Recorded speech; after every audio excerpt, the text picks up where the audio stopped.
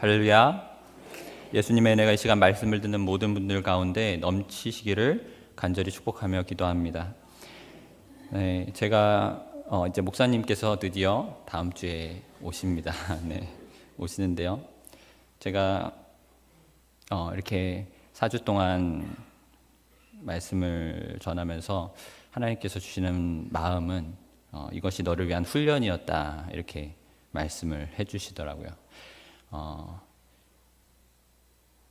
정말 부족하지만 좋은 훈련이었음을 다시 한번 감사드리고, 또 아직 안수도 받지 못한 저 같은 전도사를 또 세워주신 목사님, 또 사모님, 그리고 부족함에도 불구하고 이렇게 격려해 주신 많은 성도님들께 감사드리기 원합니다. 그리고 이 모든 것을 주관하신 우리 하나님 앞에 또 감사의 마음을 드리기 원합니다. 목사님께서 이제 다음 주 중에 오십니다. 금요일 저녁에 오시는데요.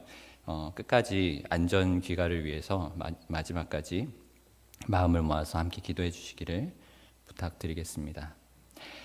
오늘 말씀의 제목을 함께 읽어보겠습니다. 시작. 성막 짓기. Building the Tabernacle. 성막 짓기입니다. 오늘의 말씀은 제목과 같이 성막에 관련된 내용입니다. 그리고 오늘 본문에서 이 성막이 완성되는 것을 우리는 볼 수 있습니다. 그럼 이 완성된 성막의 모습을 성경은 어떻게 표현하고 있을까요?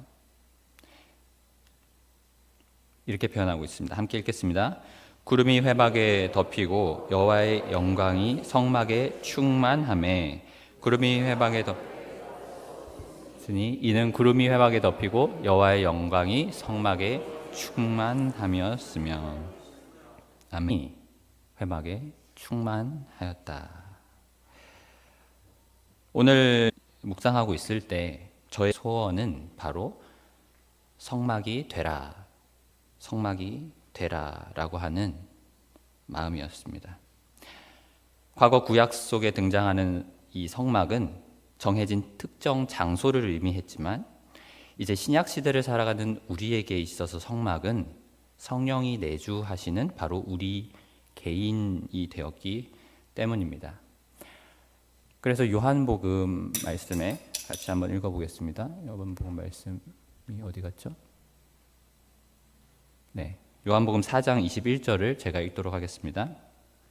예수께서 이르시되 여자여 내 말을 믿으라. 이 산에서도 말고 예루살렘에서도 말고 너희가 아버지께 예배할 때가 이르리라. 즉 성전인 우리를 말씀하고 계신 것입니다.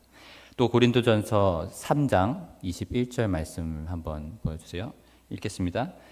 너희는 너희가 하나님의 성전인 것과 하나님의 성령이 너희 안에 계시는 것을 알지 못하느냐. 아멘. 그러므로 오늘날의 이 성막은 바로 우리들인 것입니다. 그래서 오늘날의 눈에 보이는 형태의 성막은 더 이상 존재하지 않습니다. 3,500년 전에 하나님께서 모세에게 성막을 지으라고 지시하시고 말씀하셨던 것처럼 하나님께서는 오늘날 지금 살아있는 저와 여러분에게 성막을 지으라고 동일하게 지시하고 명령하시는 줄 믿습니다. 그래서 저에게 말씀하십니다. 동진아, 성막을 지어라. 또 여러분에게 딸아, 아들아, 내 아들아, 성막을 지어라. 그렇게 부탁하시는 줄 믿습니다. 그리고 이 성막이 지어져야 하는 곳은 다름 아닌 바로 나의 마음의 중심이다라고 이야기할 수 있습니다. 그래서 오늘 우리가 보기 원하는 것은 바로 이 성막이 우리 안에 지어지기까지의 과정, 그러한 과정을 우리가 함께 나누어 보기 원합니다. 오늘 본문에 등장하는 이 성막은요, 그냥 지어진 것이 아닙니다. 먼저는 임시 회막이 있었고요. 그리고 그것이 발전한 모습이 바로 오늘의 성막의 모습입니다. 이 임시 회막은요, 모세가 임시로 하나님과 교제하고 대면하고 하나님과 친구처럼 대화하였던 그러한 회막이었습니다. 33장 말씀을 같이 읽겠습니다. 시작. 모세가 항상 장막을 취하여 진 밖에 쳐서 진과 멀리 떠나게 하고 회막이라 이름하니 여호와를 앙모하는 자는 다 진 바깥 회막으로 나아가며 모세가 회막으로 나아갈 때에는 백성이 다 일어나 각 자기 장막문에 서서 모세가 회막에 들어가기까지 바라보며 모세가 회막에 들어갈 때에 안 넘어가네요. 네, 9절입니다. 모세가 회막에 들어갈 때에 구름 기둥이 내려 회막 문에 서며 여호와께서 모세와 말씀하시니 모든 백성이 회막 문에 구름 기둥이 서 있는 것을 보고 다 일어나 각기 장막 문에 서서 예배하며 사람이 자기의 친구와 이야기함 같이 여호와께서 모세와 대면하여 말씀하시며 모세는 진으로 돌아오나 눈의 아들 젊은 수종자 여호수아는 회막을 떠나지 아니하니라. 아멘. 네, 이것이 바로 임시 회막이었습니다. 모세는 임시 회막에서 매일같이 주님과 교제했습니다. 그리고 그 결과로 바로 지어진 것이 성막이다라고 이야기할 수 있습니다. 그래서 오늘 이 완성된 성막의 이렇게 해서 완성된 성막의 모습이 바로 오늘의 본문의 말씀인 것입니다. 이와 같이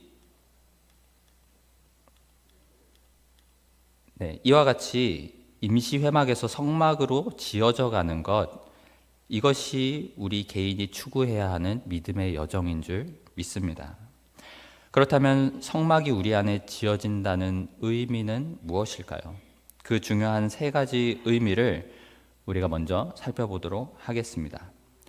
첫 번째로 중요한 것은 이 성막이 우리 안에 지어진다는 의미는 바로 우리의 정체성의 변화를 의미합니다.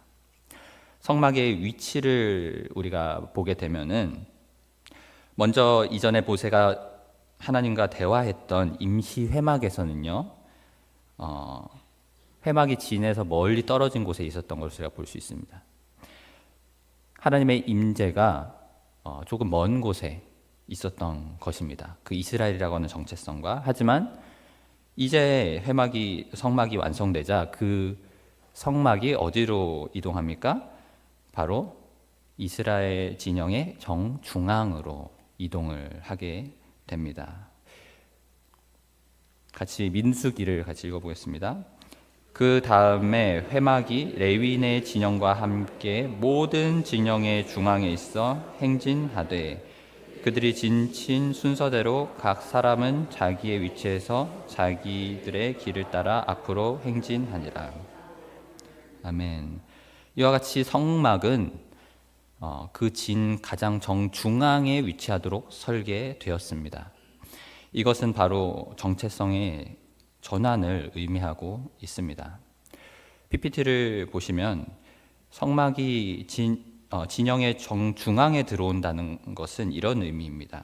자기 중심이었던 삶이 이제는 하나님 중심의 삶으로 바뀐다라는 의미입니다. 이전에는 내가 원하는 것을 하며 내가 원하는 대로 살았지만 이제는 하나님이 원하시는 뜻을 행하며 하나님이 원하시는 것을 하면서 살게 되는 것, 그것이 바로 성막이 우리 안에 지어진다는 의미입니다. 이것이 바로 우리 정체성의 전환인 것입니다. 나라고 하는 정체성에서 이제는 하나님의 백성이라는 정체성으로, 세상이었던 우리의 정체성에서 이제는 하나님의 나라라고 하는 정체성으로, 또 죄인이었던 우리의 정체성에서 이제는 의인이라는 정체성으로 변화되어야 할 줄 믿습니다. 그림을 다시 보시면요, 이제는 앉아있던 주인의 자리가 예수님으로 바뀐 것을 우리는 볼 수 있습니다. 한마디로 성막이 지어진다는 것은 의자의 주인이 바뀌는 것이다, 그렇게 우리가 이야기할 수 있습니다. 출애굽기 19장 말씀을 함께 읽겠습니다. 세계가 다 내게 속하였나니 너희가 내 말을 잘 듣고 내 언약을 지키면 너희는 모든 민족 중에서 내 소유가 되겠고 너희가 내게 대하여 제사장 나라가 되며 거룩한 백성이 되리라. 너는 이 말을 이스라엘 자손에게 전할지니라. 아멘. 너희는 모든 민족 중에서 내 소유가 되겠다. 이렇게 말씀하십니다. 하나님이 나를 소유하겠다는 것입니다. 내가 너를 소유할 것이다. 그 말은 그분이 나의 주인이 되시겠다라고 하시는 선포인 것입니다. 우리 마음의 정중앙에 하나님의 임재가 거하는 장막이 지어져야 합니다. 그 자리는 왕의 자리이며 주인의 자리입니다. 그곳에서 주님은 명령하시고 우리는 순종하는 것, 그것이 바로 우리 안에 지어져야 하는 성막입니다. 여러분에게 질문하기 원합니다. 여러분의 성막은 얼마나 지어지셨습니까? 아직 공사를 시작 못하신 분도 계실 수 있습니다. 아니면은 공사 중단 상태이신 분들도 계실 것입니다. 현재 교회 주차장 공사가 미뤄지고 있습니다. 비도 오고요. 여러 가지 이유 때문인데요. 우리가 이렇게 교회 주차장이 완성되기를 참 이렇게 간절히 기다리는 것처럼 하나님도 참 우리 안에 그 성막이 빨리 완성됐으면 좋겠다 이렇게 기다리시는 것 같습니다. 어쩌면 이 미뤄지고 있는 주차장이 물론 모든 것은 저희의 유익을 위해서 하나님께서 인도하고 계시지만 어쩌면 저희 안에 아직까지 지어지지 않는 우리의 모습을 비춰주고 계신 것은 아닐까, 저는 그런 생각도 해보게 됩니다. 우리가 절대 미뤄서는 안 되는 공사가 있다면 바로 우리 안에 이 성막 공사인 줄 믿습니다. 저에게도 소원이 있다면 하나님께서 거하실 하나님의 이 처소, 성막이 내 안에 이루어지는 것. 그래서 그분으로 온전해지는 그 충만을 경험하는 것이 저의 소원입니다. 여러분 안에도 이 성막이 속히 완공되시기를 진심으로 축복합니다. 성막이 이스라엘 정중앙에 지어진 이러한 변화는 이스라엘 공동체에 대한 정체성의 변화를 나타내고 있습니다. 본래 이집트의 노예였던 이스라엘이었지만 그 진영 중앙에 성막이 지어짐으로 노예였던 이스라엘이 거룩한 백성이라는 칭호를 얻게 된 것입니다. 우리도 이제 나라고 하는 죄인의 정체성에서 하나님의 자녀라고 하는 의인의 정체성으로 완전히 변화될 수 있기를 소망합니다. 감히 죄인인 우리가 하나님과 같이 의로워진다는 것은 본래 불가능한 일입니다. 하지만 한 가지 유일한 방법이 있다면요, 그것은 예수가 내 삶의 중심에 들어오시고 예수가 내 안에서 충만해지셔서 나의 영과 혼과 몸을 그리고 나의 삶의 모든 영역을 다스리시는 것, 바로 성막과 같이 우리의 중심에 예수가 들어오시는 것입니다. 실제로 성막 그 자체가 상징하는 것이 바로 예수 그리스도의 몸입니다. 성막은 솔로몬의 성전처럼 화려하지는 않지만, 그리고 그 겉은 비록 초라해 보이지만 그 속에는 금이 도배되어 있습니다. 바로 예수님의 임재를 담고 걸어 다니시던 성전, 그분이 바로 예수님이신 것입니다. 그 성막이 바로 예수님의 그림자였다는 것을 성경은 우리에게 말씀해주고 계십니다. 그래서 성막 안에는 예수님의 형상이 담겨 있는 것입니다. 오직 예수님을 의지함으로 이제는 하나님의 거룩한 백성으로 또 의로운 정체성으로 변화되어 살아가시는 저와 여러분이 되시기를 간절히 축복합니다. 두 번째로 우리가 성막으로 지어져 간다는 중요한 의미는 바로 충만입니다. 함께 다시 한번 읽어보겠습니다. 구름이 회막에 덮이고 여호와의 영광이 성막에 충만하매. 35절. 구름이 회막 위에 덮이고 여호와의 영광이 성막에 충만함이었으며. 아멘. 동일한 말씀을 두 번 이렇게 강조하고 계십니다. 모세가 임시 회막에서는 볼 수 없었던 충만함이요, 성막에서는 부어지기 시작합니다. 그럼 구약 시대의 이 성막의 충만함은 신약 시대에 이르러서는 어떻게 묘사되어지고 있는가? 그것을 한번 보도록 하겠습니다. 사도행전 2장 4절 말씀입니다. 그들이 다 성령의 충만함을 받고 성령이 말하게 하심을 따라 다른 언어들로 말하기 시작하니라. 사도행전 4장입니다. 이에 베드로가 성령 충만하여 이르되 백성의 할들과 장로들아. 사도행전 7장입니다. 스데반이 성령 충만하여 하늘을 우러러 주목하여 하나님의 영광과 및 예수께서 하나님 우편에 서신 것을 보고. 또 13장 바울이라고 하는 사울이 성령 충만하여 그를 주목하고. 아멘.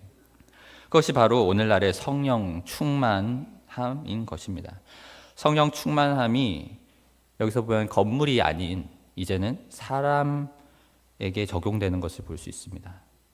다른 말로 하면 이 신약 시대에 이르러서는 어떠한 특정한 장소라든지 이 성막이라고 하는 그러한 건축물이 아닌 우리 자신을 하나님께서 성막이라고 부르시고 또 성막으로 사용하시는 것을 우리는 볼 수 있습니다. 이와 같이 성막이 지어지게 되면 우리는 이전과는 비교할 수 없는 더 높은 차원의 임재를 경험하게 되는데 그것이 바로 성경에서 이야기하는 성령 충만함인 것입니다. 여러분은 이 성령 충만함을 맛보시기 원하십니까? 저도 이 충만함을 맛보다가 천국 가는 것, 이 충만함을 맛보다가 주님 곁에 가는 것이 저의 소원입니다. 그렇다면 나는 이 충만함을 맛본 사람인가? 나는 이 충만함을 맛보고 있는가? 우리가 그것을 어떻게 하면 알 수 있을까요? 충만함의 기준이 무엇이냐는 질문입니다. 우리가 방언을 잘하면 충만한 것일까요? 아니면 능력들이 나타나야지 충만한 것일까요? 저는 그렇게 생각하지 않습니다. 물론 그런 은사들은 당연히 부어질 수 있습니다. 하지만 성령 충만의 본질은 그것과 다릅니다. 성령 충만은 내 영이 하나님과 하나 되는 것, 그것이 바로 성령 충만함입니다. 그리고 하나님은 사랑이 넘치시는 분이죠. 내 영이 하나님과 하나 되게 되면 우리 안에도 사랑이 넘치게 되는 것입니다. 그래서 로마서 5장 5절에서 이렇게 이야기합니다. 소망이 우리를 부끄럽게 하지 아니함은 우리에게 주신 성령으로 말미암아 하나님의 사랑이 우리 마음에 부은 바 됨이니. 아멘. 내가 사랑할 수 없던 사람이 사랑스러워지고 내가 도저히 사랑할 수 없던 사람을 사랑할 수 있게 되는 그러한 충만함이 우리 안에 부어지게 되는 것입니다. 이전에는 나 하나 챙기기에도 바빴지만 이제는 그 사랑이 부어지니까 다른 사람들을 사랑하고요, 다른 사람들을 돌보고 섬기게 되는 것입니다. 이러한 사랑이 우리 안에, 이러한 자원하는 심령이 우리 안에 부어지는 것, 그것이 바로 성령 충만함의 본질입니다.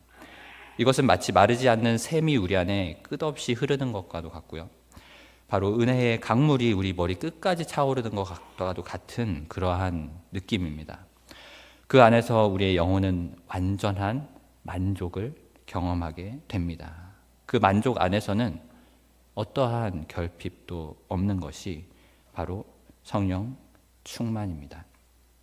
저는 이러한 성령 충만을 사모합니다. 여러분도 이러한 성령 충만을 사모하십니까? 우리가 그것을 사모한다면 주님과의 교제를 정말 모세와 같이 멈추지 않아야 합니다. 그리고 모세처럼 하나님의 지시를 듣고 그분의 말씀에 순종하며 살아갈 때 반드시 이 성막이 우리 안에 완성될 것이고, 성막이 완성됨과 동시에 하나님께서 우리 안에 성령 충만함을 반드시 부어주시는 줄 믿습니다. 세 번째는 사명감입니다. 성막이 내 안에 지어진 자는 세 번째 마지막 중요한 의미는요, 바로 이 사명감입니다. 임시 회막이 하나님과 모세가 독대하는 장소였다면요, 이 성막은 온 백성을 하나님께로 인도하게 됩니다. 바로 사명이 이제 주어지게 되는 것입니다. 이와 같이 성막이 지어진다는 의미는 나와 하나님과의 교제를 넘어서 이제는 내가 축복의 통로로서 중간다리 역할을 하게 되는 것입니다. 우리가 처음 믿기 시작할 때, 또 우리의 신앙 초기의 단계에서는 내가 하나님과 교제하는 것, 그것이 제일 중요하죠. 근데 우리의 믿음이 성숙해지고 우리의 신앙의 연륜이 이제 길어질수록 우리는 나보다도 우리 주변 사람들을 돌아볼 수 있어야 돼요. 왜냐하면 하나님께서 우리에게 주시는 사명이기 때문입니다. 우리가 그 사명을 가지고 제사장으로서 사람들을 주님께로 인도하는 역할을 감당하는 것, 그것이 바로 성막으로 지어진다는 의미입니다. 실제로 성막은 하나님께서 레위인들에게 사명을 부여하시고 그 사명을 수행하는 장소였습니다. 즉 이스라엘 백성들을 향해 사역하시고 그들을 섬기기 위한 장소로 이 성막을 사용하셨다는 의미입니다. 저와 여러분이 그러한 성막이 되시기를 간절히 축복합니다. 그렇게 되면 나뿐만 아니라 다른 사람들에게 우리가 영향력을 미치게 됩니다. 그렇다면 성령 충만함은 누구를 위한 성령 충만함인가? 우리는 하나님께서는 우리에게 무엇을 위해서 성령 충만함을 부어주시는가? 그것을 다시 한번 우리가 생각해 보면요, 물론 나를 위한 성령 충만함이기도 하지만 이것은 오로지 나만을 위한 성령 충만함은 아니다라는 것을 볼 수 있습니다. 하나님은 그 충만함이 나를 통하여 다른 이웃들에게 흘러가기를 원하십니다. 그것이 바로 하나님의 사랑의 속성이기 때문입니다.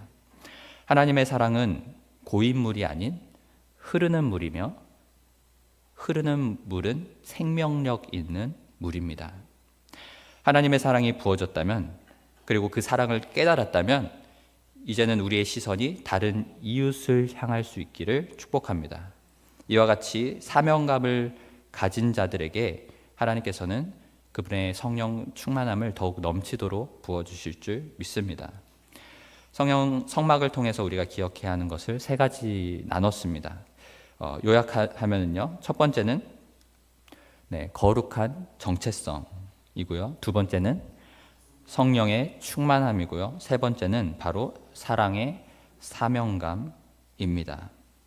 이 세 가지가 바로 임시 회막에서 온전한 성막으로 지어져가는 우리의 삶의 과정인 것입니다.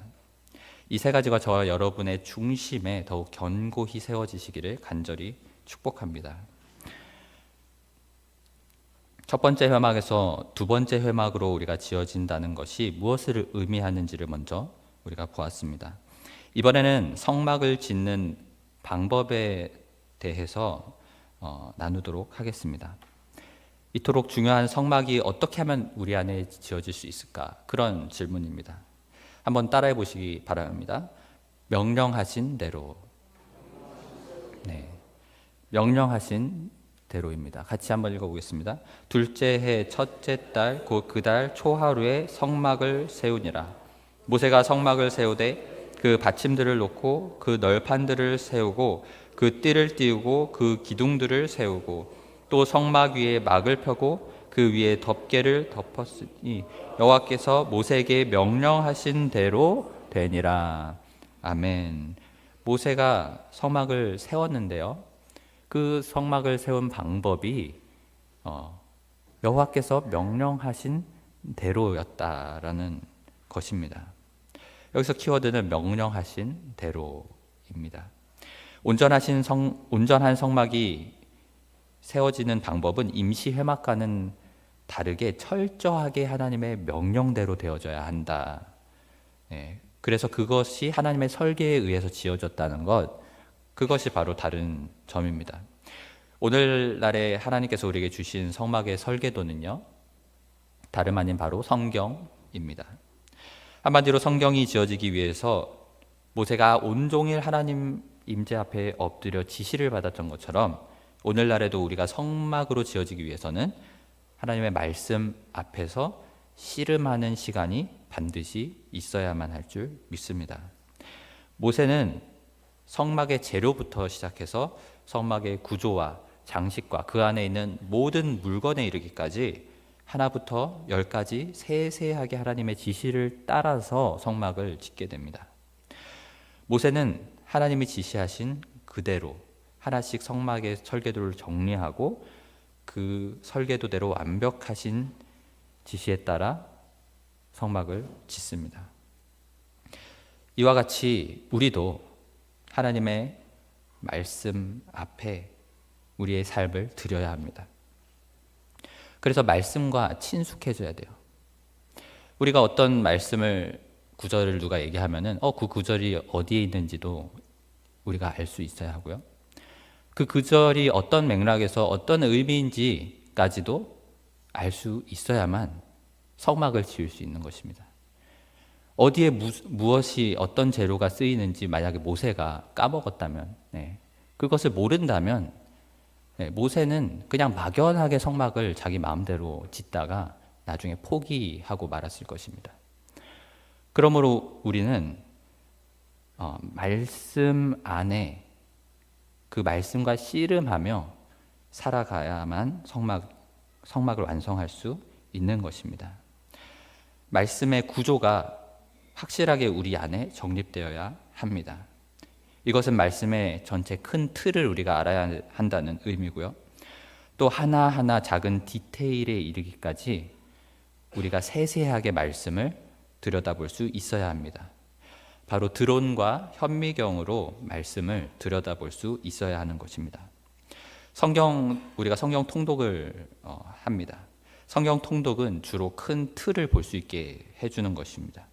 또 성경 공부는 작은 디테일들을 볼 수 있게 해줍니다. 우리가 스스로 하든지 또는 누군가의 도움을 통해서 하든지 그것은 상관이 없습니다. 우리는 계속해서 성경을 통해서 하나님으로부터 성막 설계도를 전수받기 위해서 말씀과 씨름해야 하는 줄 믿습니다. 이것이 성막이 지어지기 위한 필수 과정이기 때문입니다. 오늘날에도 마치 구약시대의 에스라와 같은 사람들이 필요합니다. 같이 읽어보겠습니다. 에스라가 여호와의 율법을 연구하여 준행하며 율례와 규례를 이스라엘에게 가르치기로 결심하였더라. 아멘. 에스라는 어떤 사람이었습니까? 에스라는 성경 앞에, 말씀 앞에 하나님 앞에 인생을 바친 사람입니다. 무엇을 위해서 바쳤냐면 하나님의 지시를 받아내는 사람이었던 것입니다. 그 지시를 받을 때까지 하나님과 씨름하고 그분의 말씀 앞에 앉아 있었던 것이 바로 에스라입니다. 그래서 그는 율법이, 하나님께서 그에게 주시는, 이스라엘에게 주신 율법이 그의 마음속에 완벽하게 정렬될 때까지, 이해가 될 때까지 연구했습니다. 그는 포기하지 않고 끝까지 하나님의 말씀을 연구했던 사람입니다.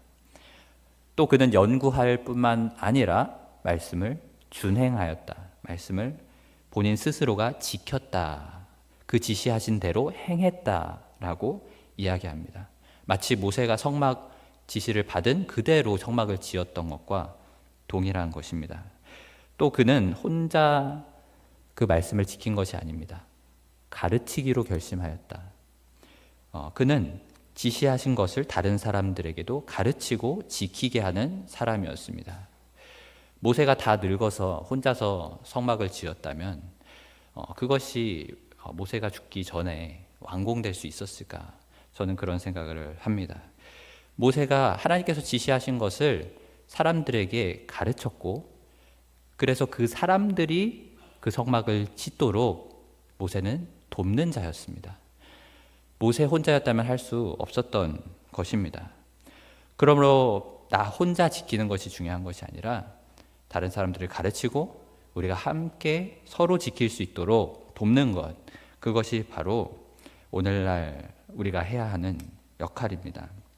그래서 하나님께서는 이와 같이 우리에게 말씀하십니다. 마태복음 28장 읽겠습니다. 내가 너에게 분부한 모든 것을 가르쳐 지키게 하라. 볼지어다 내가 세상 끝날까지 너희와 항상 함께 있으리라 하시니라. 아멘. 먼저는 분부를 받아야 지키겠죠.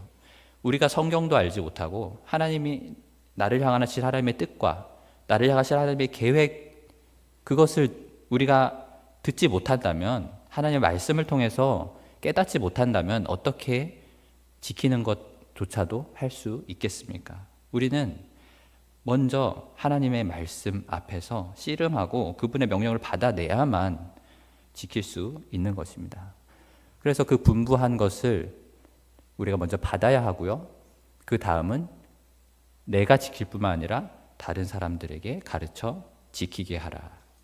그것이 바로 하나님의, 오늘날 우리를 향한 하나님의 명령입니다. 그럴 때 어떻게 하시겠다고 말씀하시고 계십니까? 내가 세상 끝날까지 너희와 항상 함께 있으리라. 아멘. 이것을 믿으시기를 축복합니다. 바로 충만함을 부어주겠다. 나의 임재가 너를 떠나지 아니하리라. 이제 성막이 지어진 너의 마음 안에 나의 성령이 충만하게, 더욱 충만하게 거하기 원한다 라고 하는 말씀인 것입니다. 하나님의 임재에 대한 약속을 우리에게 주고 계십니다. 이것이 바로 임마누엘의 축복을 받은 사람의 인생입니다. 오늘날 우리에게 성령 충만함이 없는 이유는 무엇일까? 그것은 우리가 말씀과 씨름하지 않기 때문이고요. 우리가 말씀을 들어도 지킬 생각이 없고, 그것을 나도 지키지 않고 다른 사람들도 지키지 못하게 하기 때문입니다. 우리는 이 단계를 스킵해서는 안 됩니다. 먼저는 말씀 앞에 모세와 같이 하나님을 대면하시는 저와 여러분이 되시기를 축복합니다. 그리고 그것을 지킬 뿐 아니라 또 다른 사람들에게 지키도록 돕는 자로 여러분을 하나님께서 사용하실 줄 믿습니다. 자, 그러면 이제 성막이 지어지고 그 임재가 덮인 후에는 무슨 일이 있었을까요? 우리 본문 말씀을 함께 읽도록 하겠습니다. 시작. 잠시만요.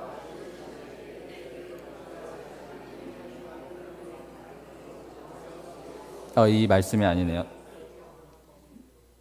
말씀이 40장 34절에서 37절 말씀. 네, 40장 34절에서 37절 말씀 제가 읽겠습니다. 구름이 성막 위에 떠오를 때에는 이스라엘 자손이 그 모든 행진하는 길에 앞으로 나아갔고, 구름이 떠오르지 않을 때에는 떠오르는 날까지 나아가지 아니하였으며. 이제 성막이 지어지자 드디어 이스라엘 백성이 이동하기 시작합니다. 여러분, 이스라엘 백성이요, 성막이 지어질 때까지 이동하지 않았다는 사실입니다.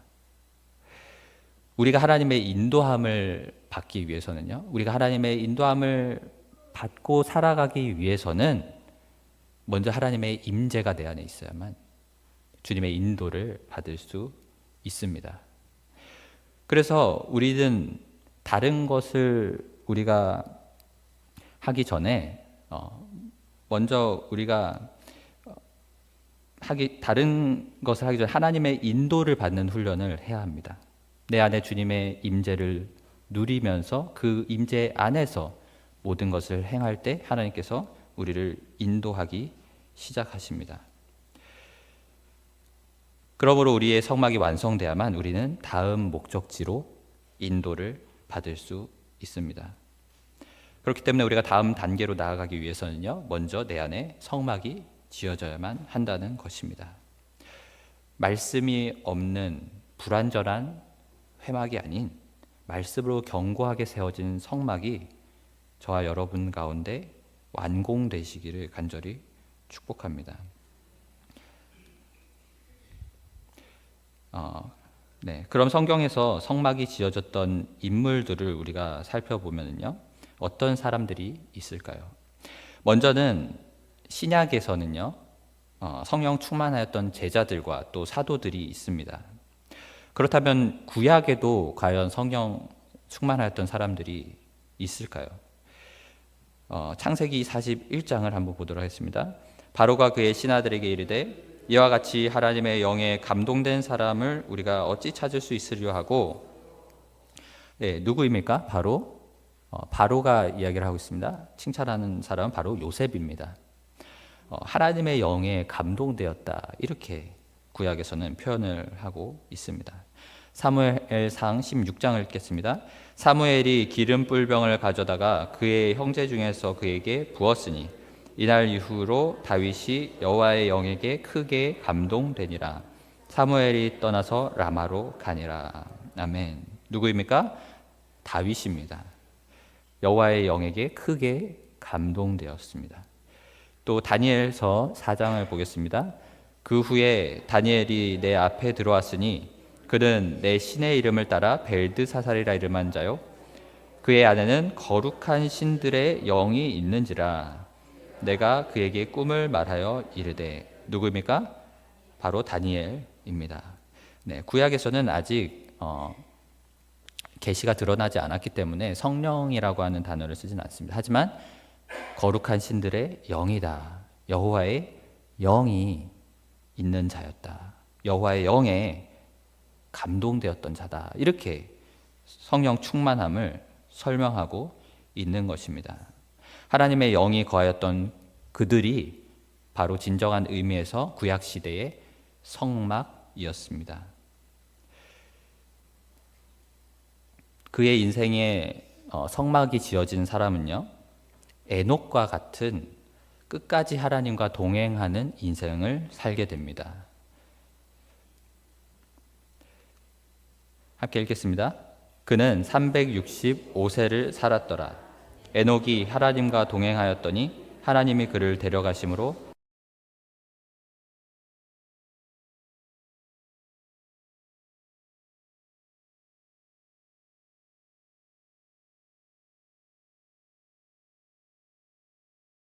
동행하였던 에녹은 그 삶에 걸맞게 365세의 나이에 하나님께로 들려 올라가게 된 것입니다. 저희 아들 정결이의 영어 이름도 에녹입니다. 저는 그러한 소망을 가지고 이 아들의 이름을 지었는데요. 정말 에녹처럼 사는 아들이 됐으면 좋겠다. 그러한 소망이 저에게도 있습니다. 우리가 에녹을 보면서 배울 점은 점을 한 가지만 마지막으로 나누고 말씀을 마치도록 하겠습니다. 먼저 한 가지 질문을 하겠습니다. 에녹이 365세를 살았다고 했는데 365세를 살았으면 많이 산 것일까요? 적게 산 것일까요? 네. 지금으로 따지면 우리가 365세면 정말 많이 살았다 이렇게 생각할 수 있지만 그 당시의 수명의 기준으로는 반도 못 산 것입니다. 대홍수가 있기 전에 세상은 인간이 살기에 가장 적합한 환경이었습니다. 그래서 평균 수명이 대략 900세에서 오래 살면 1000세 가까이 살았습니다. 그래서 성경에서 오늘 퀴즈를 많이 하네요. 성경에서 가장 장수하였던 인물은 누구죠? 네, 무두셀라. 네, 우리 퀴즈에 많이 나오죠. 성경 퀴즈에. 무두셀라가 969세를 살았어요. 어쨌든 그 당시의 수명이 지금의 수명의 10배였다고 생각하시면 이해가 되실 겁니다. 그러면은 365년을 살았으면 에녹은 지금으로 치면 몇 살에 죽은 거예요? 네, 36.5세에 죽은 것이죠. 젊을 때 죽은 겁니다. 딱 제 나이가 지금 이제 곧 있으면 36세입니다. 저도 네, 36살이 됩니다. 제가 다음 주 수요일이 제 생일입니다. 이제 돌아오는 수요 갑자기 광고를 제 생일을 광고했네요. 네. 예수님은 또 몇 세에 죽으셨어요? 네, 33세에 십자가에 죽으셨습니다. 한 가지 우리가 흥미로운 사실은 예수님을 따랐던 3명의 수제자가 있습니다. 3명의 수제자가 누구입니까? 베드로와 요한과 야고보, 이렇게 3명이 수제자였죠. 근데 그 중에 2명이 형제였어요. 그죠?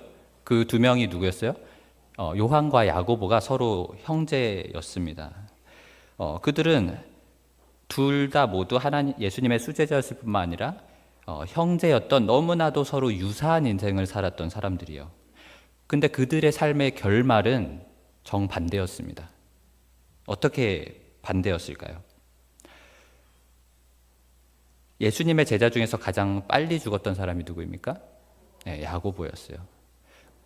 예수님의 제자 중에서 가장 늦게 죽었던 사람은 누구입니까? 네, 요한입니다. 그들은 유사했지만 전혀 반대의 인생의 결말을 맞이하게 된 것입니다. 흥미롭지 않습니까?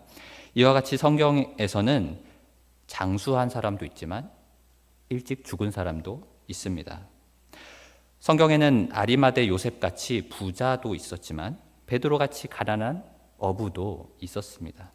성경에는 결혼한 사람도 있었지만 바울처럼 결혼하지 않은 사람도 있었습니다. 그렇다면 누가 진정 행복한 인생을 산 사람이었을까요? 이 중에서 어떤 사람이 가장 행복한 인생을 살았다고 생각하시나요? 제가 성경을 통해서 내린 결론은 바로 이것입니다. 가장 행복한 사람은 하나님과 동행하다가 죽은 사람이다. 수명이 길든지 적든지, 재정이 넉넉하든지 가난하든지, 아니면 결혼을 했든지 안 했든지와 상관없이 성경에서 가장 행복했던 사람이 있다면 하나같이 모두 하나님과 끝까지 동행했던 사람들이었습니다. 성막이 되시기를 축복합니다. 예수로 충만한, 성령으로 충만한 행복한 저와 여러분이 되시기를 축복합니다.